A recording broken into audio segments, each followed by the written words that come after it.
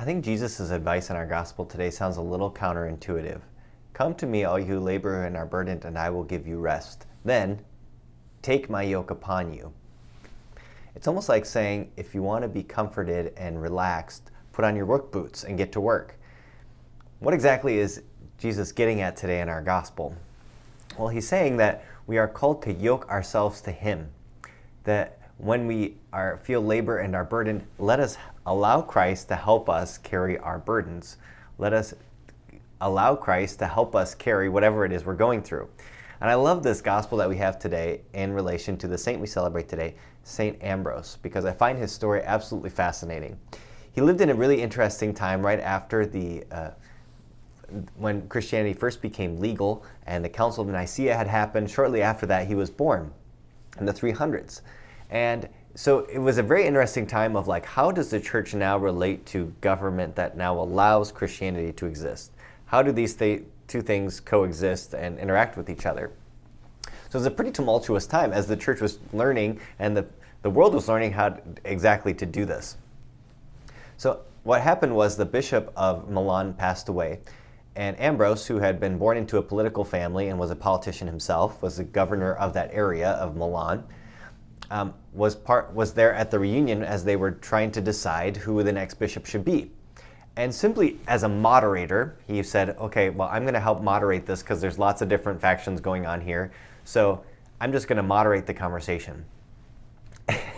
Maybe you've had this experience on a committee where you're like, well, somebody said we need leaders or we need new officers, so I'll just help coordinate this, and then you get chosen. Well, that's exactly what happened. Ambrose says he is coordinating this meeting. Someone says, Ambrose for bishop. However, the problem was Ambrose wasn't even baptized yet. He wasn't a Christian, he wasn't even baptized yet. But he was so renowned for his ability to speak as a great leader that when he heard this, that they wanted to elect him as bishop, he freaked out and ran away. And he hid for a week. And eventually the crowd found him, and he was baptized and ordained a bishop on this day, December 7th. A crazy thing to think about, someone being elected bishop who hadn't even been baptized yet. But he totally allowed this experience to reorient his life. He sold everything he had. He was a renowned preacher. And perhaps what he's most famous for is the conversion of St. Augustine. Augustine at this time had run away from home. He had joined different heretical groups. His mother was a faithful Catholic, but he really wanted nothing to do with it. And so he encountered Ambrose in Milan preaching. And I love the account that comes from his confessions that it talks about this experience, because it shows that how Ambrose had yoked himself to Christ, and because he had relied on Christ, he could also walk alongside other people in their journey of faith and accompany them. So notice how he does this in this passage from Augustine's Confessions. He says, Augustine writes, "It was in Milan that I met Bishop Ambrose. He was widely known as one of the world's best men, a devout and eloquent preacher. God led me to him in order that he might lead me to God.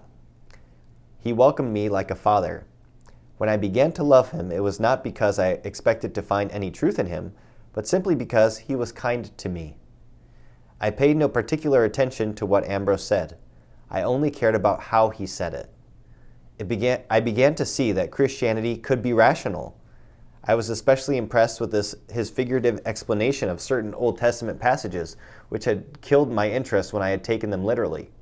His sermons convinced me that all those deceptive knots that others had tied around the scripture could be untied. As I listened to him, I was ashamed that I had been barking all these years, not against Christianity, but against imaginary doctrines. The church never taught the things I accused her of teaching. Ambrose drew aside the veil of mystery and made clear the spiritual meaning of things which could not be accepted literally." A beautiful example of someone who evangelized by the way they live, by accompanying others.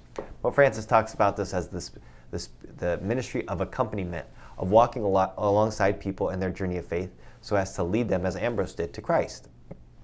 So too, I think he gives us a great example of someone who leaned on Christ in the difficult moments.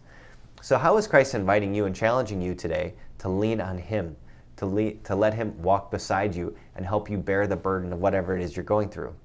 Or maybe Christ is inviting you to be like Ambrose and accompanying Augustine, accompanying someone else who's in need of help, and walking the way of faith with them as we all journey together toward Christ.